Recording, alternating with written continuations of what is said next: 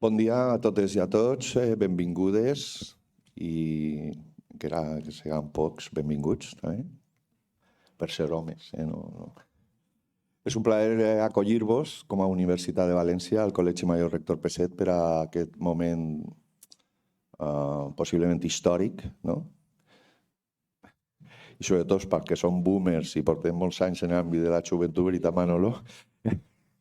És superbonic el poder estar en la presentació del primer estudi, o per almenys en una consolidació d'un informe tan potent i tan qualitativament en un primer cop d'ull tan flipant, de poder analitzar la percepció de la joventut valenciana al voltant de la pobresa, les desigualtats, la cooperació internacional.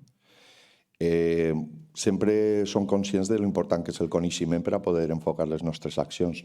I en un moment en el que no solament la cooperació al desenvolupament o la cooperació internacional està qüestionant-se per una gran part de l'arc parlamentari o d'alguns, per alguna part, alguns enfocaments polítics on no solament és la cooperació la que se qüestiona, es qüestiona la igualtat entre homes i dones, qüestiona les opcions per a les persones més desfavorides o més empobrides, s'està qüestionant d'una manera brutal el que són els valors fonamentals de la cooperació i de l'acció col·lectiva i inclús de la participació ciutadana. Estem una mica farts de pensar cada vegada que diuen que les ONGs són xiringuitos, pues se les com t'enfada este tema. Entonces, yo crec que és un moment super agradable i històric per a poder fer esta presentació del Siempre se puede hacer algo, l'informe que presenta avui la coordinadora valenciana d'ONGs i que s'ha fet en el suport tant de l'Institut Valencià de la Joventut com de la Generalitat Valenciana, la seva Conselleria de Cooperació, Transparència, Participació i Qualitat Democràtica. He posat cooperació al principi, però què anem a fer-li l'ordre? Bé, anem a fer en dos parts. Benvingut, vicepresident. Ja podem començar. Faltava presidenta, però ara arribarà, segur. Anem a fer com a dos parts. Una més d'institucionalitzada, que és de les organitzacions, les entitats que fan que aquest informe sigui una realitat, i després la part més qualitativa, que serà feta en una segona part ja entrant a lo que és en si el contingut. Per això vull donar-li la primera paraula a Elena Belenguer, la vocal de comunicació de la Coordinadora Valenciana d'ONGs, la seva junta directiva, qui és qui ha impulsat i qui ha estat coordinant aquesta iniciativa. Elena, quan vulguis. ¿Está encendido? Sí, ¿no? Sí.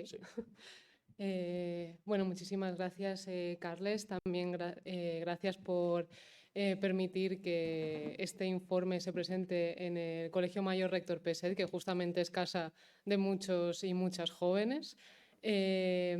Para nosotras, desde la coordinadora, este documento, como tú también has dicho, tiene un valor incalculable porque nos aporta muchísimas ideas, muchísimos insumos que de seguro las diferentes entidades que formamos parte de la Coordinadora Valenciana de ONGs vamos a ir utilizando durante nuestras actuaciones, campañas de comunicación y acciones. Pero bueno, os estaréis preguntando, ¿estas personas iluminadas en qué momento les vino esta idea de hacer un estudio sobre qué piensa la juventud valenciana en torno a la cooperación internacional? Bueno, nosotras estábamos acostumbradas a que desde nuestras acciones hacíamos muchas campañas, muchas actividades que estaban destinadas a la juventud, pero realmente no teníamos un conocimiento en firme sobre qué es lo que piensa la juventud en torno a la cooperación o en torno a lo que hacemos. Entonces siempre nos hemos estado guiando por la intuición, por el contar con personas jóvenes en algunos equipos o en nuestros equipos de voluntariado que nos han podido ir dando esas ideas que han nutrido las acciones, pero realmente no existía un análisis en firme sobre qué piensa la juventud en torno a las problemáticas globales con las que normalmente trabajamos. Y es a partir de ahí que nace este estudio que tiene un carácter pionero porque si bien se han hecho otras investigaciones anteriormente a nivel internacional, a nivel nacional y algunas de carácter autonómico en torno a la juventud, siempre se habían hecho con problemáticas que no están tan directamente vinculadas con el ámbito de la cooperación internacional. Entonces, este documento, reiteramos, tiene muchísimo valor porque partimos, a partir de ahora ya podemos contar con una base sobre la que organizar nuestras acciones. En el momento que decidimos meternos en este lío, que ha sido liderado por el grupo de comunicación de la Coordinadora Valenciana de ONGDs, desde un principio en colaboración con el profesorado de Sociología de la Universidad de Valencia, concretamente con los profesores Albert Mora y Juan Pecur, iniciamos este camino en el que hemos contado con Ernesto García, quien ha sido el líder que ha estado organizando todo este proceso con los y las jóvenes que han participado y que hoy, no voy a hacer spoiler de nada, presentaremos y yo creo que va a dar recomendaciones sobre todo y conclusiones muy interesantes, algunas puede que esperadas, otras nos pueden resultar bastante sorprendentes para a partir de ahora, cuando trabajemos con personas jóvenes, guiar nuestro trabajo. Y eso es todo por ahora. Pues un fuerte aplauso.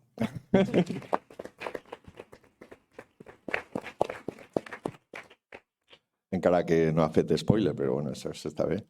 I és cert, Helena, que per a nosaltres en un espai on viu la gent jove és potent un estudi com aquest, perquè una de les qüestions que més ens preocupa, i en molts foros, és la dificultat que tenim des de les organitzacions socials, des de la pròpia universitat, des de les entitats públiques, d'afavorir la participació i la implicació de la gent jove. Estic veient el senyor Estanyan aquí, al fons, i ja n'hi ha gent que portem molts anys en esta cosa.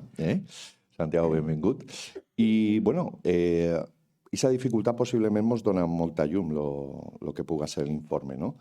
També és cert que el que dona molta llum i molta força són les polítiques de joventut, i cal posar en valor que en aquestes dues legislatures l'Institut Valencià de Joventut ha recuperat el que quasi havien sigut unes polítiques en extinció, no? I el que han suposat el suport a molts pobles en les seues polítiques de joventut i sempre en aquesta vessant cultural, però sobretot en la vessant de la participació de la gent jove. Jesús Martí no ha pogut estar amb nosaltres, que és el director boomer que tenim, bueno, boomer, vull dir, de la nostra època. I tenim a Raül Porta, que és el seu subdirector i que, bueno, és més jove i a més això ens dona més força pels abueletos, no, Raül? Sí, venga, pues. Bueno, gracias, Carles. Bueno, ¿sabéis qué porcentaje de la población suponen las personas jóvenes en la Comunidad Valenciana aproximadamente? ¿Es una retórica? No, es una pregunta de verdad. ¿20? ¿25? 20, muy bien, 20.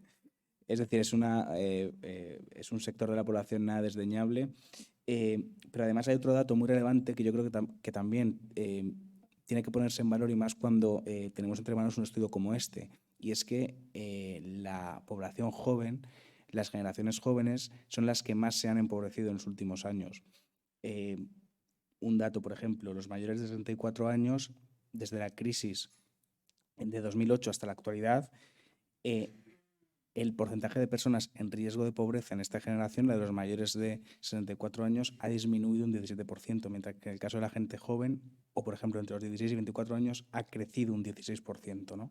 Entonces, yo creo que analizar las actitudes de la gente joven hacia la pobreza y la desigualdad es muy relevante. No, es relevante en sí mismo, pero además es relevante cuando precisamente son uno de las cohortes de población más empobrecidas, que más se han empobrecido en los últimos años.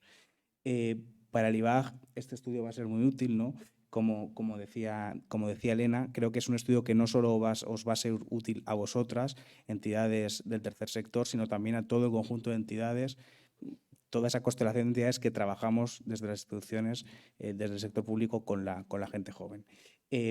Para el IVAG, colaborar con las entidades del tercer sector ha sido una prioridad. De hecho, tenemos un convenio con la Red Europea contra la Pobreza, que nos permite llegar cada año a más de 1000 jóvenes a través de institutos para intentar transmitirles valores solidarios y fomentar el voluntariado. Tenemos también un convenio con la Asociación Entre Iguales en el marco del programa Valencia Defensa. Y además también somos la agencia que en el territorio de la Comunidad Valenciana se encarga de gestionar el programa Cuerpo Europeo de Solidaridad, que es lo que antes se conocía como Servicio Voluntariado Europeo. Es decir, que todo lo que tiene que ver con el voluntariado está muy presente en la actuación del IBAG. Poco más que añadir. Daros las gracias por este estudio. Creo que nos va a ser muy útil a todas y estoy deseando conocer los entresijos del estudio. Muchas gracias.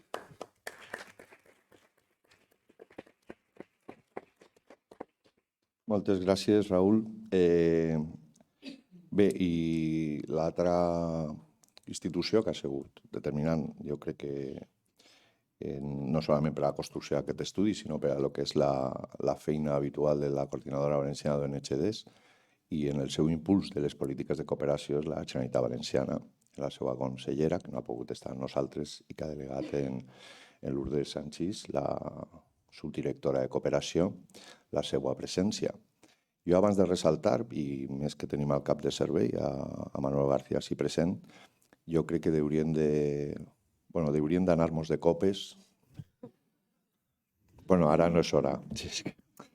Bueno, haurien de fer alguna cosa per celebrar el que ha sigut el reforç de les polítiques de cooperació en els darrers anys, en l'esforç que ha fet la coordinadora en incidència política, l'esforç que haveu fet en la conselleria, tant a nivell polític, en les decisions de fer en aquests moments que siga el pressupost més gran a l'estat espanyol en cooperació, i l'esforç que feu l'equip tècnic, que és un gran esforç en els pocs recursos, de poder gestionar aquesta quantitat d'inversió en cooperació internacional.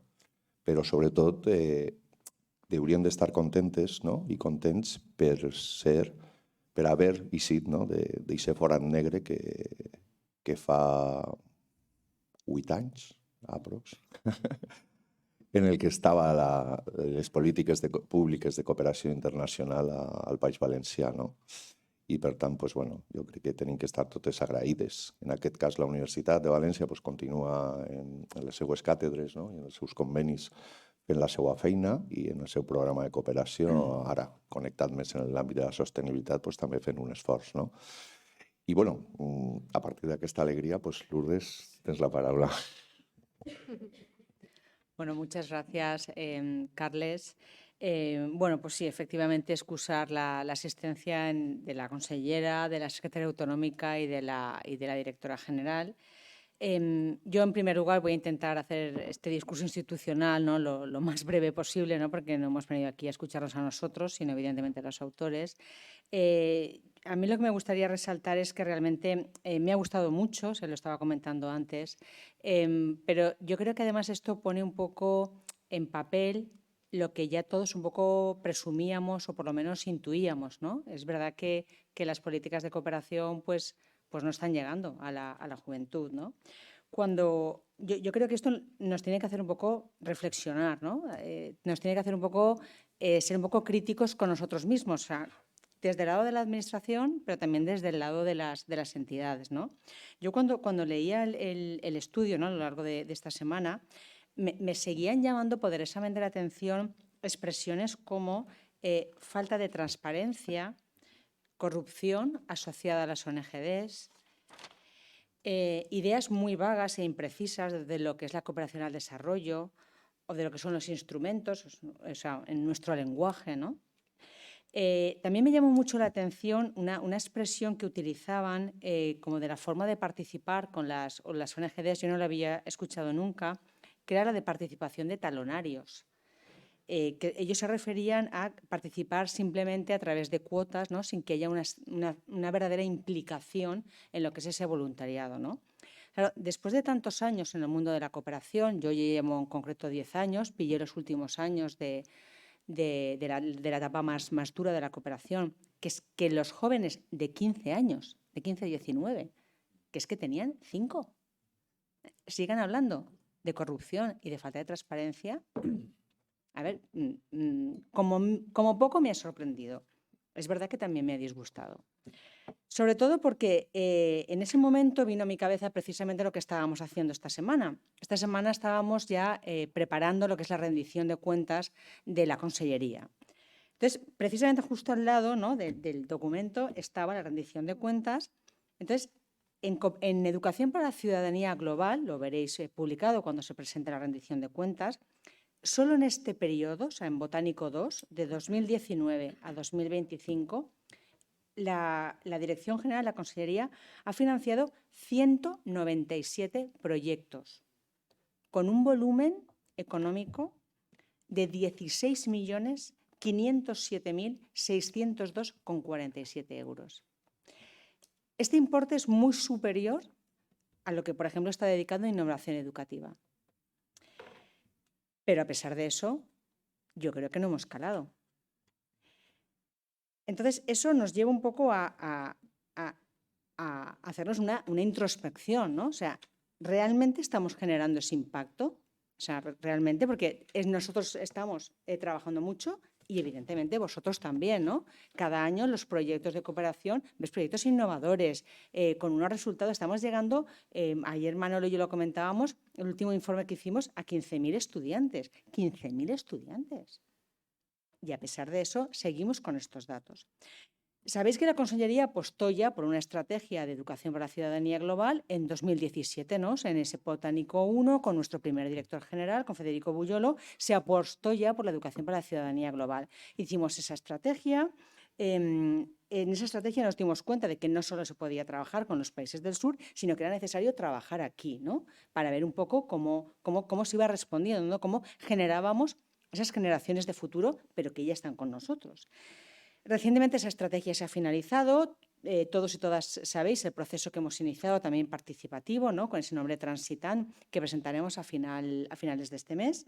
Y bueno, ese Transitant un poco lo que ha puesto de manifiesto es la necesidad de nuevos enfoques, la necesidad de una educación para la transformación social con integración de otras narrativas, feminismo, ecologismo, justicia social, y con la apertura a otros colectivos, a otras organizaciones y otros movimientos sociales.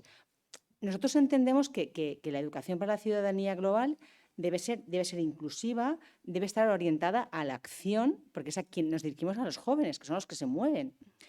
Creo que debemos hacer el esfuerzo de superar esa visión sectorizada de la cooperación. Tenemos que hacer el esfuerzo de hablar de otra manera. Una cosa son estos foros en los que estamos nosotros y podemos hablar de instrumentos, de lo local, lo global, pero debemos cambiar ese lenguaje, esa comunicación hacia los jóvenes.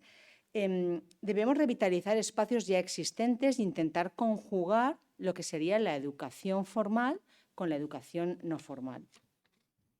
Además, creo que tenemos otro escenario también muy importante a lo largo del año que viene, que será la nueva ley de fomento de la cultura de paz, ¿no?, que también se ha informado por parte de la coordinadora. Esa ley de fomento de la cultura de paz previsiblemente adquirirá ya el concepto de proyecto de ley el viernes de la semana que viene, que lo llevamos al Pleno del Consejo, y en esa esfera, además de que también se habla de la cooperación al desarrollo, de la educación para el fomento de la cultura de la paz, hay un instrumento que me imagino que habréis leído, que es el de un plan de acción. Un plan de acción que evidentemente irá dirigido a todo tipo de colectivos y en el que intentaremos hablar de esa educación que incluya desde los niños más pequeñitos hasta la población universitaria, pasando por la formación profesional, centros públicos, centros privados, para intentar integrar a todo el mundo en esa nueva cultura del fomento de la paz.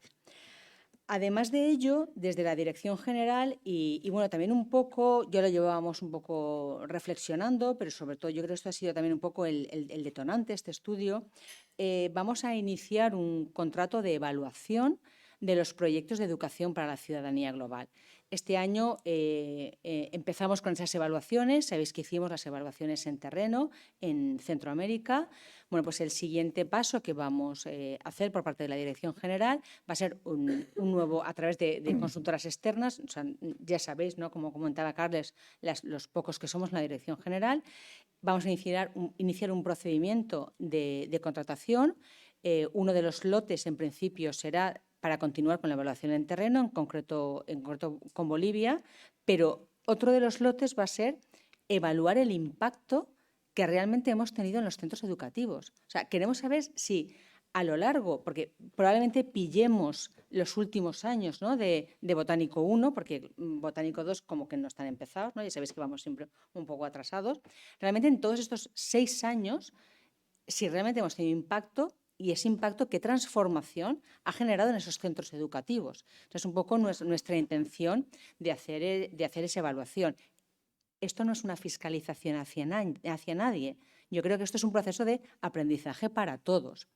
Con todos estos elementos, pues con este proceso de Transitant que presentaremos a finales de este mes, con los resultados que nos vaya apuntando la evaluación de los terrenos y con el impacto que la posible ley de fomento de la cultura de paz vaya teniendo, creo que van a ser los elementos idóneos para empezar a elaborar lo que será la segunda estrategia de educación para la ciudadanía global, educación para la transformación o el nombre que queramos concluir, ¿no?, en función de todos estos procesos participativos y, sobre todo, pues con esa idea final de intentar llegar a todos, de ser inclusiva, de intentar atraer a los jóvenes, pues a lo mejor hacia los conceptos con los que ahora parece ser más familiarizados, pues por ejemplo en el cambio climático. Esta mañana precisamente en prensa, en lo de la COP27, ha habido un espacio dedicado a los jóvenes.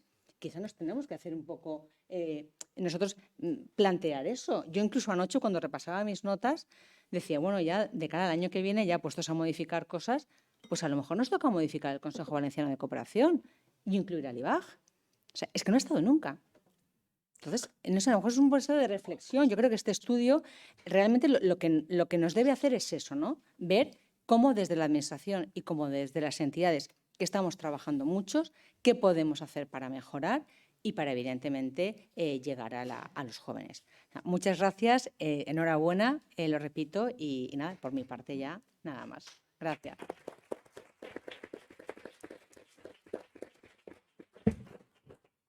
Pues moltes gràcies, Lourdes, per aquestes claus. Sí que és cert que la llei de foment de la pau ens pot obrir un nou camí, no? També és cert que quan estaves començant a ir una miqueta en cert pessimisme, caldria preguntar-se què seria de la nostra societat si no s'haguera fet moltes de les accions d'educació per al desenvolupament, ciutadania global o transformació social. És a dir, possiblement estem davant unes claus que són molt difícils, no? No solament els valors del sistema, no?, diríem, consumista, egoista. Estava mirant per així una estructura, que jo és que acabo de portar la cosa esta i no l'havia vista, no? Dic la cosa a l'informe, en tots respectes, Ernesto. Però, clar, és de veres, estem lluitant contra una proliferació, con una potenciació de valors que són intrínsecs al sistema econòmic que tenim, no? És a dir, que els xavals, bueno, jo el notem així als instituts i a les universitats i en la gent que treballa d'una matèria secundària, en la família fora, en lo formal, en lo no formal. Sí, ostres, l'individualisme és brutal, no? Jo m'he resolt que el meu, a nosaltres així en el col·legi, solament ens fan propostes individuals. Tengo un problema con mi calefacción. Hombre, ya, si has mirado si es toda la planta, no, lo que me falla es mi radiador, o sea, la resta. Entonces sí que és cert que... I després també sí que és possible que estem en un entorn on políticament, inclús en el principi de la futura llei de cooperació a nivell estatal, bueno, sorprenentment, una part progressista de la ponència estava qüestionant la pròpia educació per al desenvolupament, transformació social o EPDC, ciutadania global, no? Que això dius, ostres, a veure, si no entenen que és una part més d'un instrument d'acció, doncs sí que tenim ahí els dubtes, no? I sí que és bona la idea, potser l'Institut Valencià de Joventut o el Consell de la Joventut que estiga connectat, que aprofite per a disculpar la seva presència, que no han pogut estar. Bueno, en tot este aperitiu, l'ho dit, a veure si el que anem a presentar o el que estem presentant i que ara Elena i Ernesto García López, perquè jo quan vaig veure el teu nom dic Ernest García, però clar, això lo patiràs tu contínuament el tema de Ernest García, no, Ernesto García López. Bueno, moltes gràcies per la feina, que no te la podrem agrair després col·lectivament, però l'ho dit, a veure si és esperit de donar llum, que segur que sí, a la feina que fem des de les organitzacions, des de les administracions públiques, des de les universitats, en la gent jove ens pot ajudar a que n'hi hagi un augment, no, de la potenciació dels valors no de la cooperació internacional, sinó la defensa dels drets humans, no, i sobretot de la solidaritat com a una de les poques solucions que podrem tindre conforme avança el món, no, en un entorn cada vegada més complex. Que vaig a ver... bueno, i que el dimecres que ve fem l'Àgora en l'Ajuntament de València. Lo dic per si no vos haveu escrit, el programa és... Bueno, esto no, ara jo ho faig aquí. Pareixia una cunya, però que, bueno, que està molt bé. La gent de l'Ajuntament ha fet un programa molt interessant per a fer aquest intercanvi, no? de reflexions i d'experiències. Lo dit, que vaig a ver. Adéu.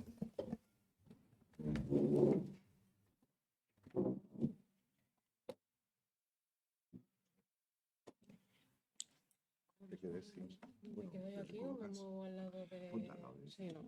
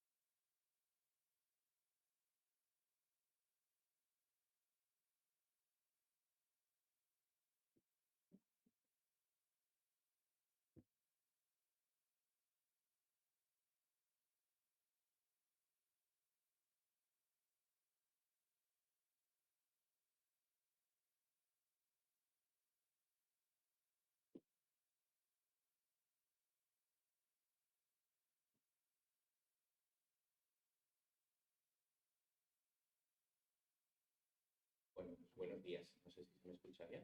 ¿Sí? Bueno, en primer lugar, agradecido por la invitación, por estar aquí, por compartir.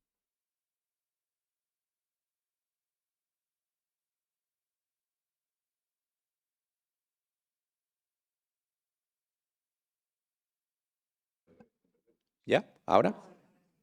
Perdonad. Bueno, pues decía eso, ¿no? Básicamente que buenos días a todos y todas y agradeceros la invitación.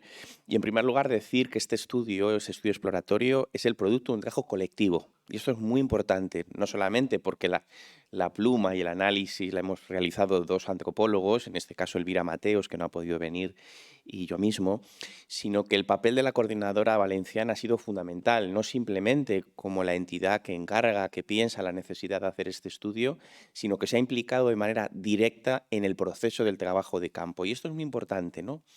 Porque de alguna manera tenemos dos maneras de encarar este tipo de estudios, ¿no? Una manera es identificarlo y que luego sean expertos externos los que lo desarrollen, y es una buena manera, pero otra también es asumir que la propia investigación es un desafío metodológico y epistémico para aquello que queremos conocer.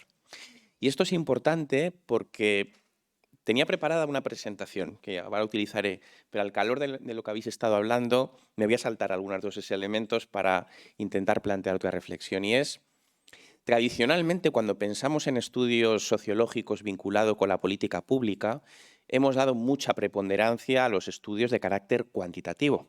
Y está muy bien que sea así, y así tiene que seguir siendo, porque arrojan una información muy valiosa para comprender los fenómenos sociales. El problema es que si solamente atendemos una mirada cuantitativa sobre lo real, perdemos de vista algo que, disculparme un poco el elemento académico, es muy importante, que ya lo decía uno de los padres fundadores de las ciencias sociales, Weber, es no comprender la significación subjetiva que para los actores sociales tiene su propia participación. Y esto es muy importante porque si no comprendemos la significación subjetiva, es decir, cómo las personas nos explicamos a nosotros mismos nuestros actos, es muy difícil entender el comportamiento social.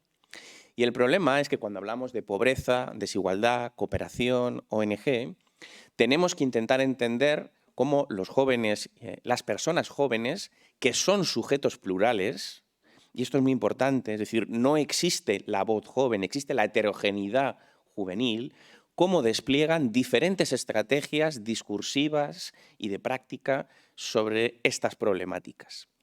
Y esto te lo da, y no es simplemente una defensa, en este caso de la antropología o de las ciencias sociales cualitativas, sino esto te lo da una mirada cualitativa sobre lo real. Y por eso siempre hablamos de la necesidad de hibridar lo cuantitativo y lo cualitativo. Y esto es importante porque quisiera, y en este sentido agradecer muchísimo a la coordinadora valenciana, que cuando se planteara investigar sobre esto, lo que se le viniera es queremos comprender cualitativamente el comportamiento de los actores, creo que tiene mucho valor desde el punto de vista de la comprensión social, ¿no?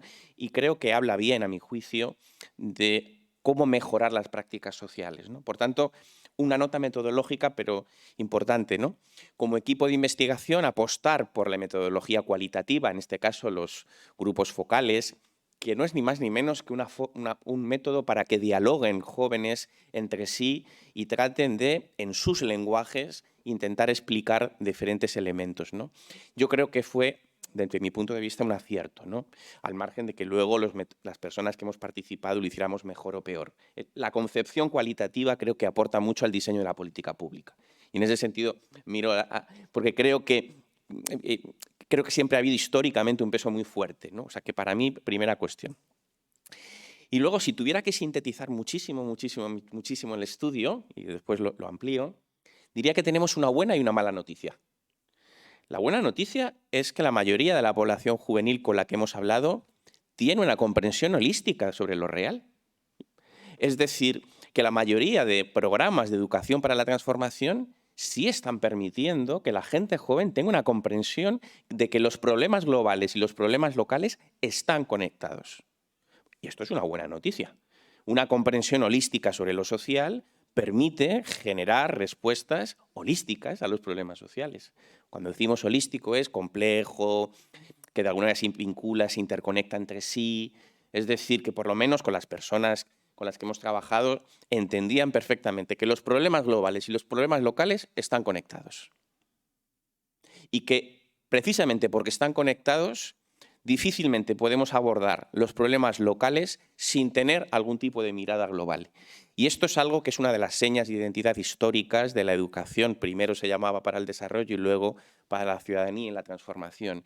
Y esto creo que es una buena noticia. Claro, el problema es que tenemos una mala noticia.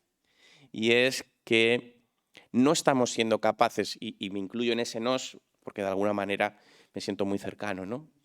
No estamos siendo capaces de explicar cuál es el rol que las organizaciones sociales y las organizaciones que trabajan la cooperación tienen en la sociedad. Esto no lo estamos sabiendo explicar, por lo menos al calor de lo que los jóvenes hablaban. Es decir, que uno de los problemas que se identifica en el estudio, que está pensando fundamentalmente para organizaciones, es que no estamos siendo capaces de explicar cuál es el rol de las organizaciones, cómo se trabaja, de qué manera su manera de trabajar se conecta con las problemáticas. Y aquí sí que creo que hay un desafío y me parece muy pertinente las reflexiones que avanzabas, ¿no? De, oye, ¿qué está pasando, ¿no? Para que no estemos siendo capaces de, no tanto de conectarnos, porque algún grado de conexión hay cuando de pronto esa lectura holística y compleja de lo social se tiene, sino sobre el rol que la sociedad civil tiene a la hora de plantear este tipo de cuestiones. Y esto me llevaría a la tercera reflexión, y es, antes de un poco detallaros más, y es, si tenemos una buena noticia, y es que la mayoría de jóvenes con las que hemos hablado perciben esta dimensión y esa relación entre lo global y lo local, y tenemos una mala noticia, y es que nos falta explicar mejor, o por lo menos construir un discurso compartido sobre el rol de las organizaciones de la sociedad civil, en el ámbito de la cooperación, la pobreza y demás, la desigualdad. El gran desafío es entender que todas las políticas públicas, que a su vez dialogan con la sociedad civil, son co-construidas. Son co-construidas. No solamente son las instituciones las que desarrollan la política pública, es una co-construcción entre sociedad civil, instituciones, ciudadanía. Y ahí hay un desafío, ¿no? Lo planteo como primeros tres elementos porque de alguna manera yo creo que nos ayudan a entender lo que este estudio es. Claro, este estudio, digo, por limitar básicamente cómo lo encaramos, ¿no? Este estudio buscaba, dado que era un estudio cualitativo sobre los discursos de la población juvenil, no buscaba necesariamente la representatividad estadística, porque ese no es el objeto de los estudios cualitativos, sino fundamentalmente, más de esta naturaleza, sino lo que llamaríamos la expresividad de los discursos sociales. Es decir, entender cómo ciertos discursos sociales permiten desnudar, descifrar ciertos problemas que están anclados en las narrativas.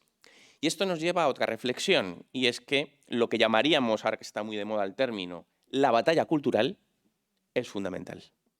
Si hablamos de pobreza, desigualdad, cooperación, la batalla cultural, que no es una cuestión que se cambia en 2 días y donde intervienen muchos actores sociales en los procesos de socialización, medios de comunicación, instituciones, organizaciones, narrativas sociales, la batalla cultural es central, por lo menos para las organizaciones y las instituciones que apuesten por un cambio en lo que son los modelos de relación entre eso que llamaríamos el norte global, el sur global e incluso los nortes y sures dentro de nuestras propias sociedades.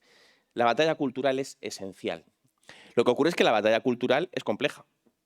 La batalla cultural obliga probablemente a modificar prácticas, metodologías, enfoques y modos de aproximarnos a los sujetos en donde se está dando esa batalla cultural, ¿no? Entonces, yo creo que esta es una reflexión que aparece en el estudio, ¿no? Y es, si observamos muchos de los discursos de los jóvenes, de las personas jóvenes, que además es un sujeto heterogéneo, claro, están preñados, como no podía ser de otro modo, de las tensiones y las disputas que tenemos en la sociedad en la que habitan. Es decir, cuando de pronto encontramos que existen visiones victimizadoras de los sujetos, eso se replica en los discursos sociales. Cuando encontramos imágenes estereotipadas sobre el sur global, eso se refleja en los discursos.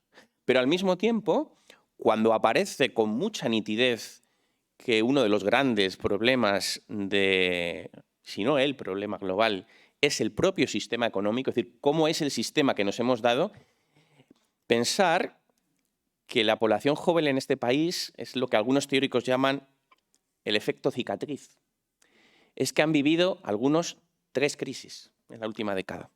La gran recesión económica, 2008-2013, la crisis de pandemia y la crisis actualmente de precios inflacionarios.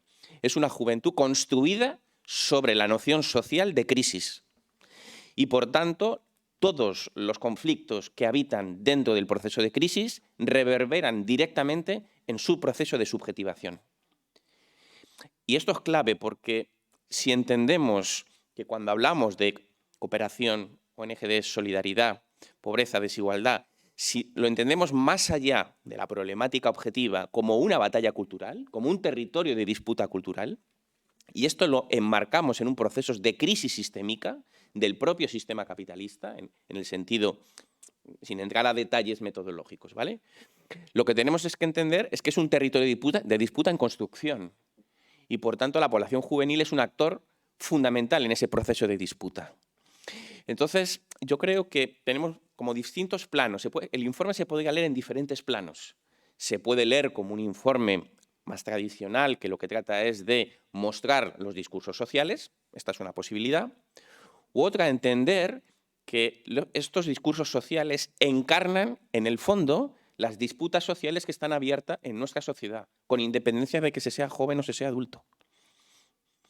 Es verdad que en el informe se ve que hay diferencias por tramos etarios, no es lo mismo cómo encarnan las disputas, los grandes conflictos, las personas más jóvenes, entre 15 y 19 años, de cómo los encarnan las personas hasta 25, pero plantean algunas cuestiones que también se viven en el mundo adulto.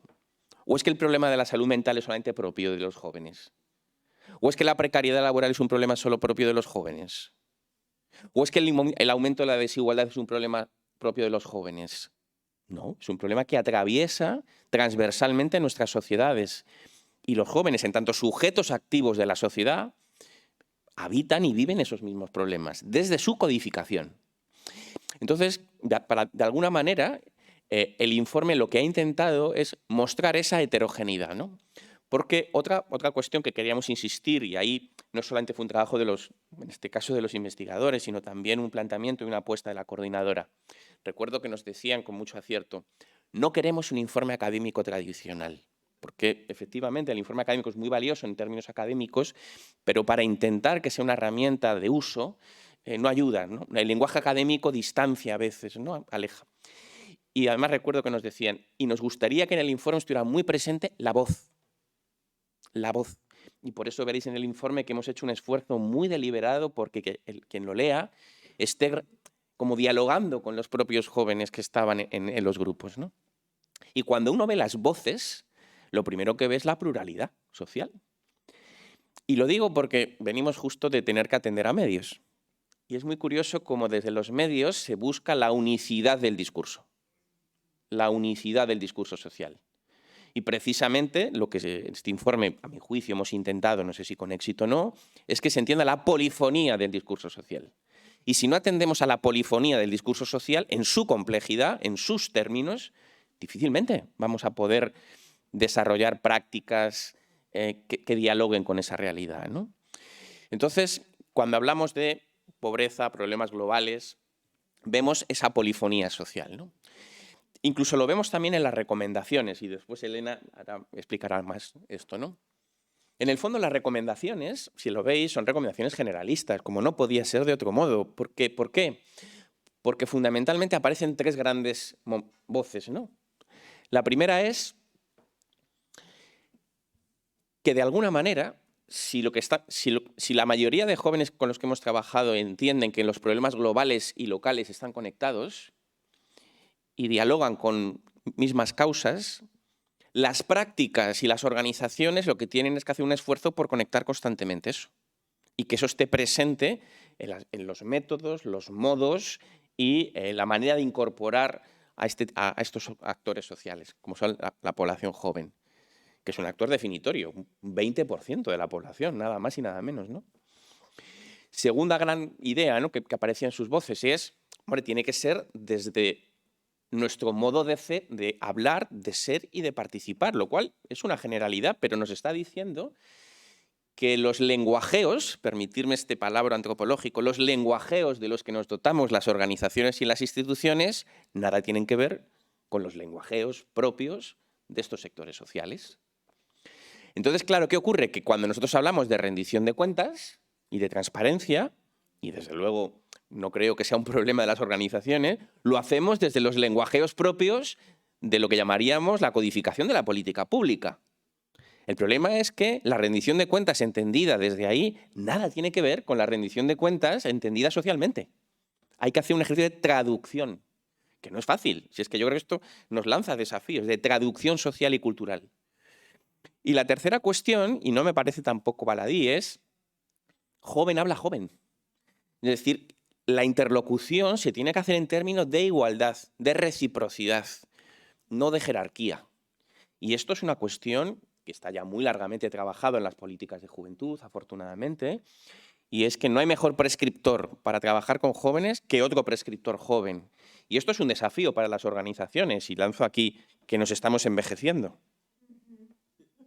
Somos boomer. En las instituciones y en las organizaciones la mayoría procedemos de un cierto mundo social. Y esto también es importante porque antes, hablando con uno de los medios, me estoy saltando claramente la presentación, pero estoy intentando... Pero creo que es más pertinente abordarlo desde aquí porque el informe lo podéis leer, lo podéis trabajar, pero creo que estoy intentando dar cuenta de lo que el informe está diciendo, ¿no? En el fondo, no hay una desafección, o por lo menos en los discursos de los jóvenes, no hay una desafección con la política. Hay una desafección con los operadores políticos y con el modo de articular la política. Pero si nos fuéramos a otro concepto académico, pero no hay una desafección con lo político. No hay desafección con lo político. Lo político está presente en sus vidas, lo cual es normal, porque viven constantes crisis sistémicas. Entonces, ¿qué ocurre? Que ven más referentes en las organizaciones sociales, y sobre todo otro modo de hacer lo político. Y esto yo creo que también es un aprendizaje que por lo menos los que estábamos metidos en el informe observábamos, y es, vale, o sea que si en general en sus discursos se observa un análisis holístico de los problemas globales. Si de alguna manera no se sienten despolitizados en un sentido amplio, sino desafectos con una manera de articular la política institucional o tradicional, el elemento clave es ver cómo traducir esa preocupación por lo político con acción colectiva.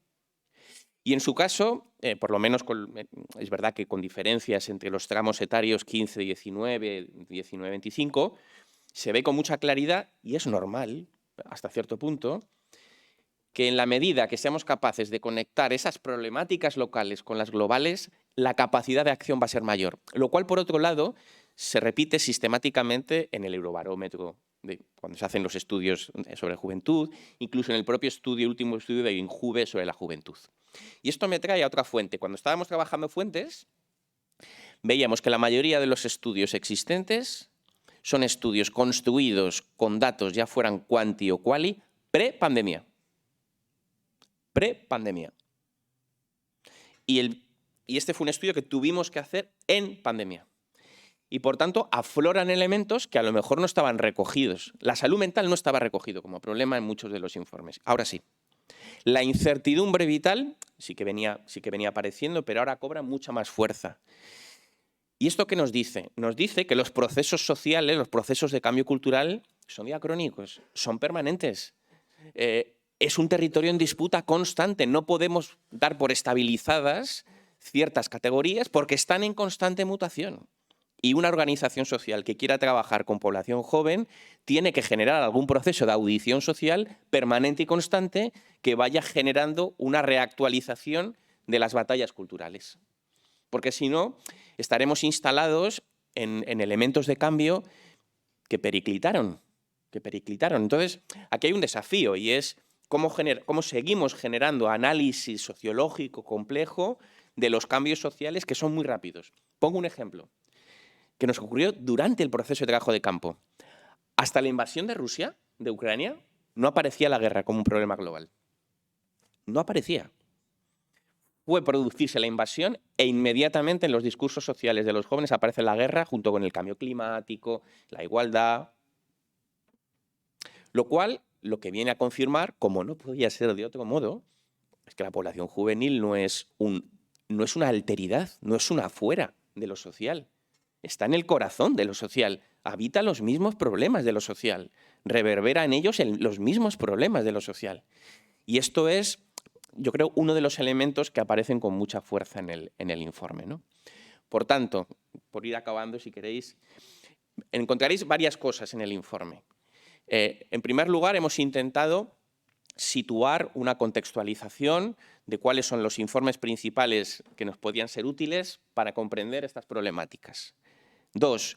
Hemos intentado explicar algo que desde la coordinadora nos dijeron que lo incluyéramos, yo creo que con muy buen criterio, y es cómo la propia metodología de investigación se ha visto atravesada por estas problemáticas y que, por tanto, para incluso construir los grupos focales ha habido una enorme dificultad de acceso y tiene que ver con que no siempre hemos sido capaces de comprender las lógicas de funcionamiento de la población joven. Entonces hemos tenido que adaptar la metodología a esa realidad.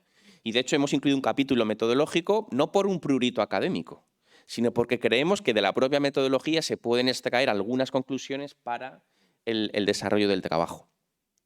Después lo que hemos hecho ha sido un análisis discursivo de los diferentes grupos focales a partir de 3 grandes bloques. Un primer bloque de problemas globales, un segundo bloque sobre lo que llamaríamos desigualdades, pobreza y un tercer bloque sobre lo que llamaríamos cooperación internacional y ONGs. Y después lo que hemos planteado son una serie de conclusiones generales y de recomendaciones, que será Elena un poco quien lo presente. Y de alguna manera, cuando uno lee ya como diacrónicamente todo el informe, puede ir observando estos diferentes planos, o hemos intentado estos diferentes planos, ¿no?, de cómo están conectados entre sí. Pondré otro ejemplo. Cuando aparecía la cuestión de las organizaciones, que quizás es un capítulo que yo entiendo que para organizaciones e instituciones es problemático, ¿no? Yo creo que efectivamente desnuda problemas estructurales, observábamos cómo había una diferencia. Los más jóvenes, de alguna manera, sí mostraban con mucha crudeza esa desinformación, esa cuestión de la transparencia, Sin embargo, en el tramo juvenil más de 19 a 25 aparecía lo que llamábamos el bloque moral. Y es la diatriba moral entre la responsabilidad individual, la colectiva y la participación. Y si uno la analiza, ese problema ético-moral, nos atraviesa a todos y todas. Ahora lo estamos viendo con mucha naturalidad. Crisis climática. Y lo que podemos ver es que no solamente está la cuestión de la crisis climática en términos globales, es que no todos contribuimos a la crisis climática de la misma manera. Hay sujetos que contribuyen de una manera mucho más activa, pero a todos nos atraviesa ese problema. Entonces, claro, en el informe al final lo que se va observando es cómo se va declinando ciertos discursos sociales de manera diferencial, ¿no? Que comparten elementos, pero al mismo tiempo generan heterogeneidad. Y acabo un poco señalando que es muy difícil trabajar con la heterogeneidad social. Es que no es fácil. Claro, es que la heterogeneidad social obliga permanentemente a la matización, obliga al reajuste, obliga constantemente a no dar por estabilizadas categorías de análisis que ordenan tu metodología. Para quienes estéis en ONG, seguramente lo que voy a decir ahora os suena.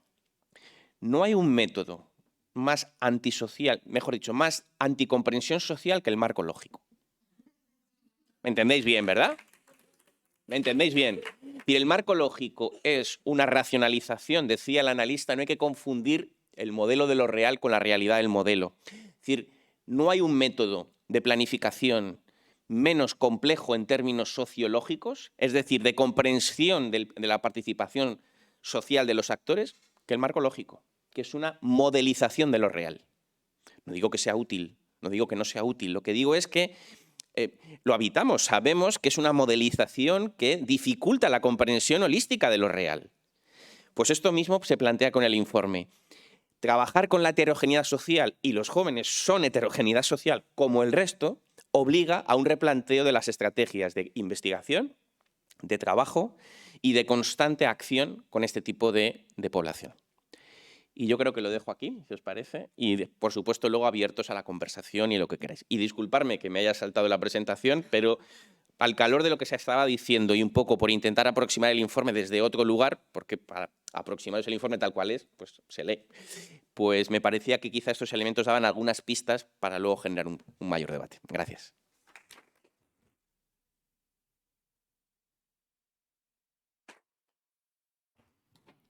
Bueno, creo que hablo en nombre de todas las que estamos aquí, que, wow, yo ahora mismo estoy un poco abrumada, he de decirlo. Pero de verdad es un trabajo increíble que por nuestra parte, pues obviamente agradecerte y también agradecerte toda esta devolución y de la forma en que lo has hecho, porque yo creo que nos ha permitido acercarnos de esa forma tan cualitativa a lo que se ha analizado a través del informe. Yo he de confesarte, Carles, que antes me he reído nerviosamente de lo de Ernest García, porque la verdad es que no sé quién es. Lo he tenido que buscar en Wikipedia. Y he visto que igual ahí la brecha intergeneracional se ha notado. A la próxima tienes que venir con, no sé, un influencer o algo de Instagram así que nos conecte más, pero...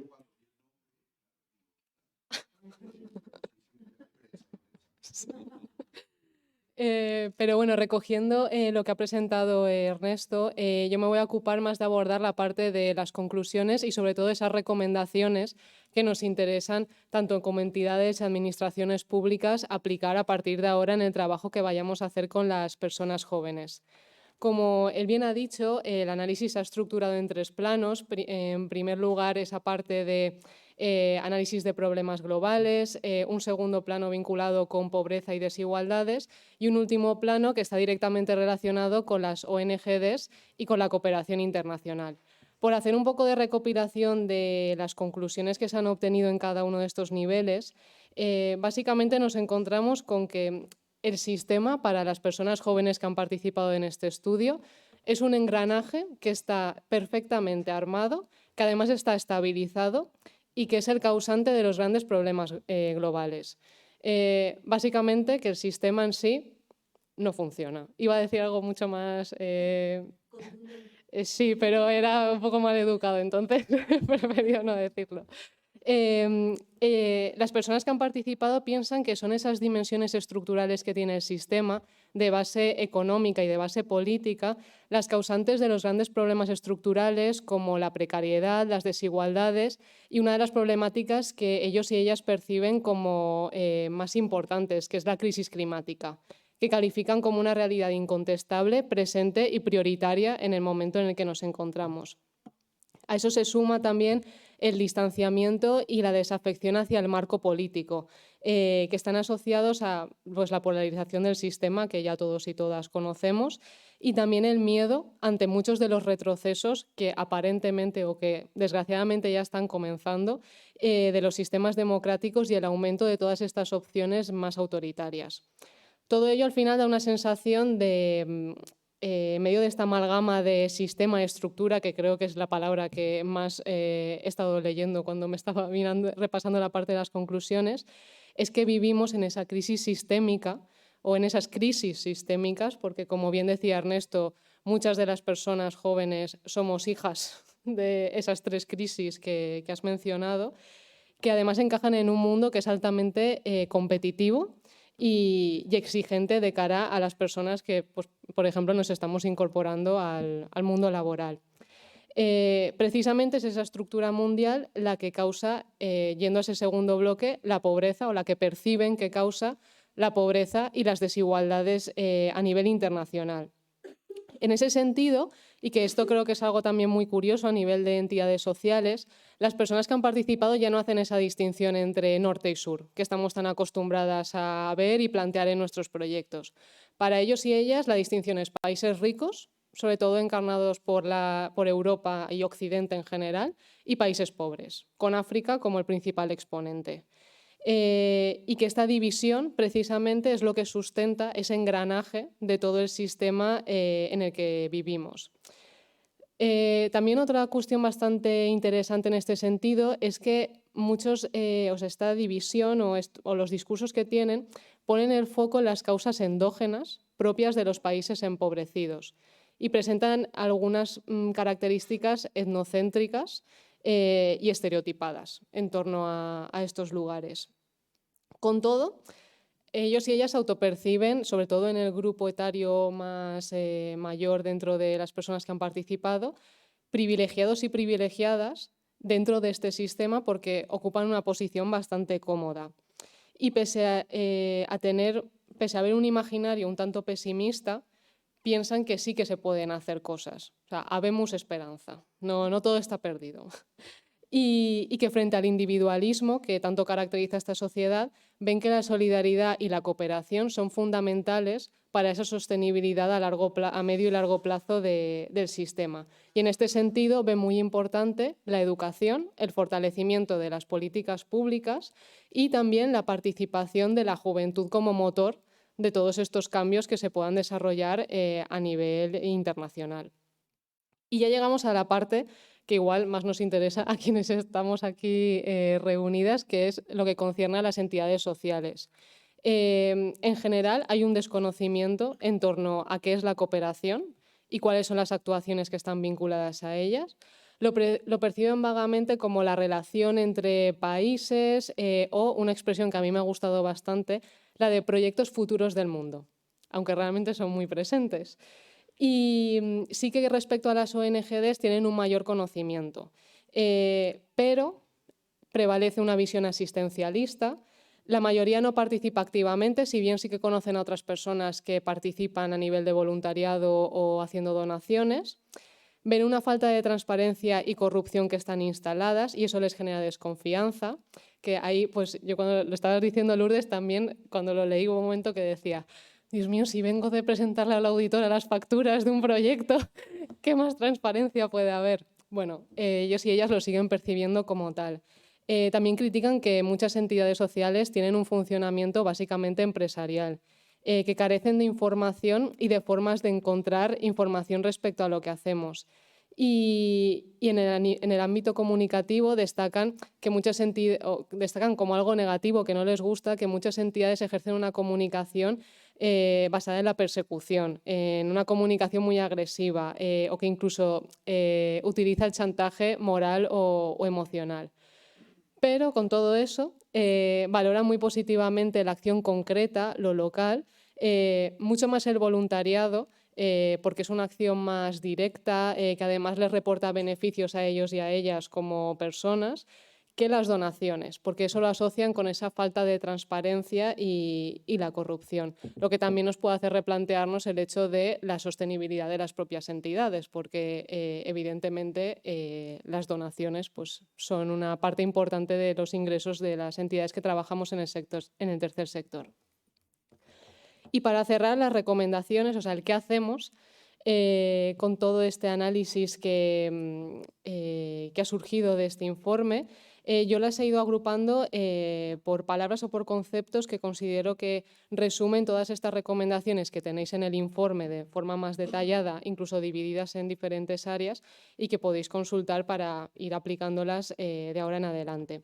La primera de ellas es la proximidad, es decir, el conectar lo local con lo global, con aquello que les es más cercano, o sea, dar un enfoque de proximidad a las acciones que hacemos y que eso sea en todos los ámbitos una cuestión transversal, tanto en la comunicación como en los procesos de educación para la ciudadanía global o de sensibilización.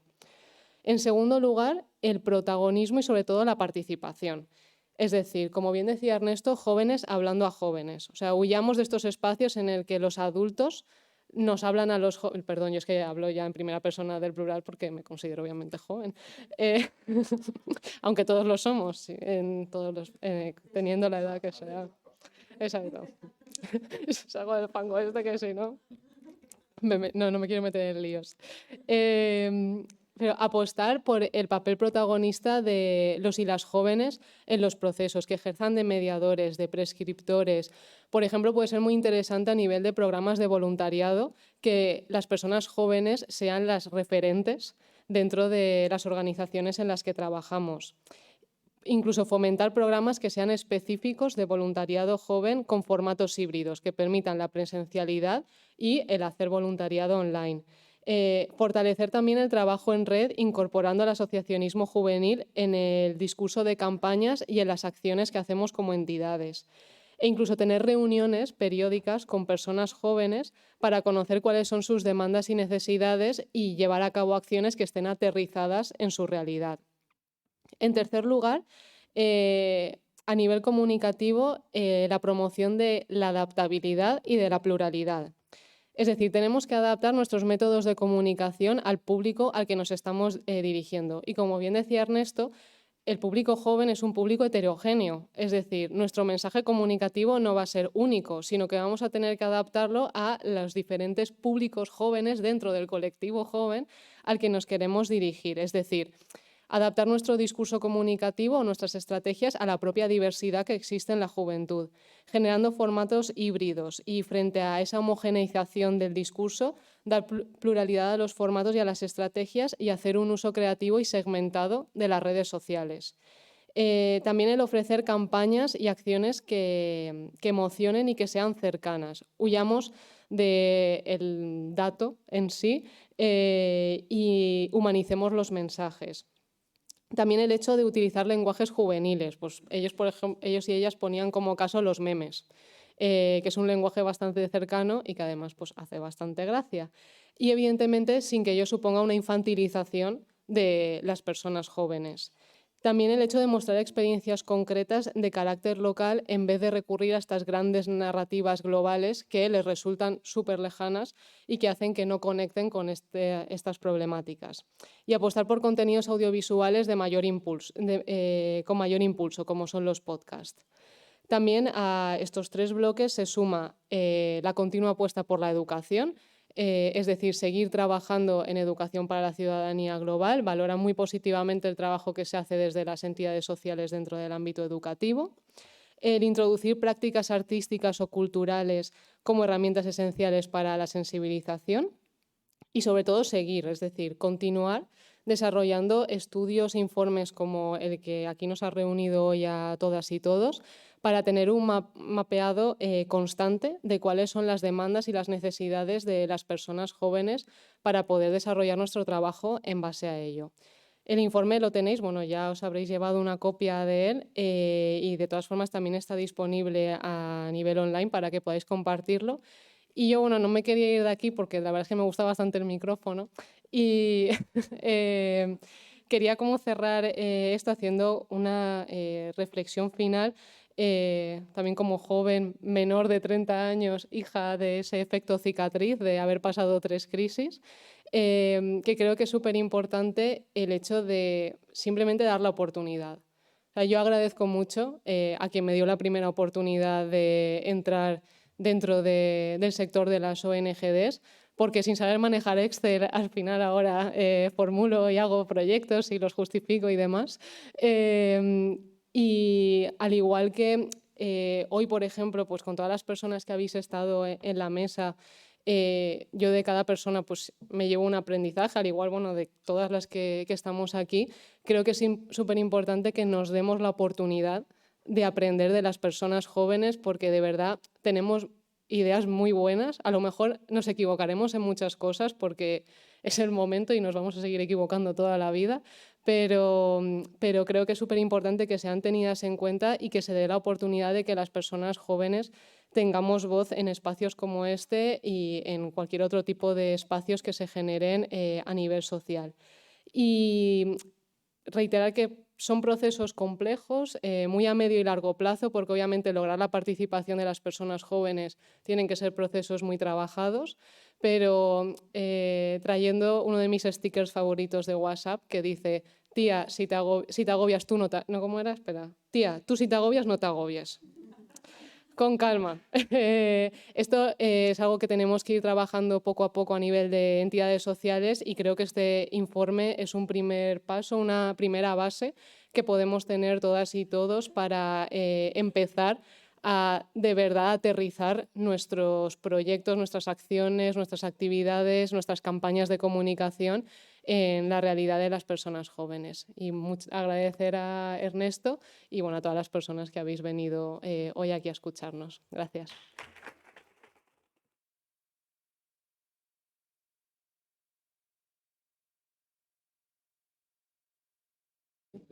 Eso, si queréis, bueno, si alguien tiene alguna pregunta o comentario, apreciación, bienvenido es. Venga, los y las menores de 30, que encima que he dicho lo de la oportunidad de escucharnos, opinan.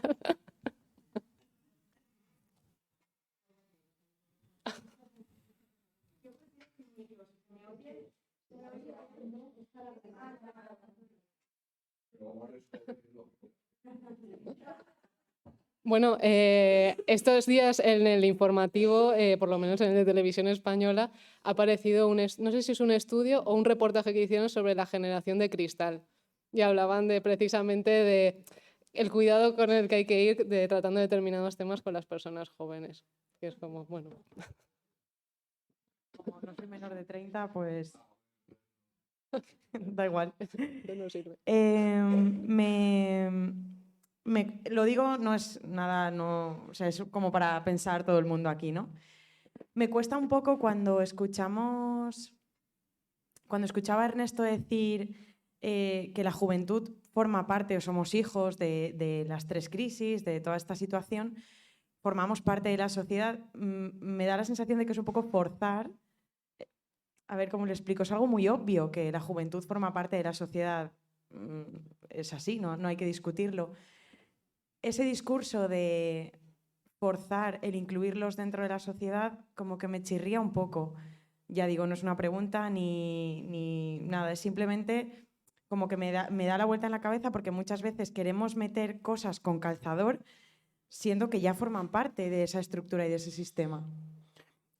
Me parece muy interesante, sí, pero tiramos de ese hilo, ¿vale? Para reflexionarlo juntos y juntas. Efectivamente, el gran drama es que, lamentablemente, la mayoría de la posición social de la juventud como heterogeneidad, como actor social, estando en lo real, no tiene una participación directa en las tomas de decisiones sobre lo real. Yo estoy contigo. O sea, el gran drama es que cómo es posible que, siendo un porcentaje fundamental de la población, no tengan una centralidad en en el devenir de la reflexión política. Si uno analiza, por ejemplo, en la última década, la mayoría de las políticas públicas centrales, nos encontramos que, para empezar, por nuestra propia morfología, y está bien que así sea, como muchas de las políticas de juventud están descentralizadas, lo cual es una buena idea. Sin embargo, se ha perdido una cierta referencia institucional de que hay apuestas que tienen que ser estratégicas y que tienen que ser de modelo de país, de proyecto de país. Y ha costado mucho históricamente situarlo. Y pongo un ejemplo. Cuando se estaba pensando en el ingreso mínimo vital, que desde luego es una política clave y que es uno de los grandes logros, entiendo, como sociedad, porque España carecía de una herramienta, de una garantía de ingresos, hubo un problema con la incorporación de los jóvenes. ¿Por qué? Porque no se quería que fuera una renta de emancipación, pero claro, no es una renta de emancipación, estamos de acuerdo, pero es que ha habido una mutación en la estructura de desigualdad. Yo trabajo en temas de desigualdad. La gran mutación de la estructura de desigualdad es la que planteaba anteriormente el compañero del IBAG. Hasta la crisis, hasta la gran recesión de 2008, las bolsas fundamentales de desigualdad y pobreza en el país se concentraban en los tramos etarios mayores o en ciertos ámbitos o colectivos o áreas. La gran mutación fue que de la gran recesión, los tres sectores sociales que salieron más empobrecidos y que protagonizan las desigualdades son jóvenes, migrantes y mujeres, que no es un colectivo, obviamente, que es la mitad de la población. Es decir, esto es una mutación de tal magnitud que habría requerido un proyecto político de Estado, de país, a la altura de eso. Entonces, cuando yo me refería, es verdad que es un forzar el discurso, porque, por lo menos viendo, es un intento de llamar la atención de que se necesita una respuesta de Estado, que no valen con una política segmentada. Tiene que ser una política de Estado, porque nos estamos jugando nada más y nada menos que la sostenibilidad de una sociedad. Entonces, yo lo planteaba por eso, o sea, que comparto plenamente contigo, pero estaba pensado desde ahí. O sea, Lo mismo ocurre con los jóvenes como ocurre con otros perfiles, segmentos, como queramos llamarlos, sí, sí. ¿no? de la sociedad. Sí, sí, sí. En situación de exclusión social no tienen voz. Perdón, decía que lo mismo que ocurre con los jóvenes ocurre con otros Sí, sí. perfiles de la sociedad que no tienen voz, como pueden ser las personas en situación de exclusión. O, por ejemplo, hay un investigador que yo creo que lo conocéis, del País Vasco, Braulio. Él estudia cómo los deciles de renta 1 y 2 en este país están completamente desconectados de la vida política.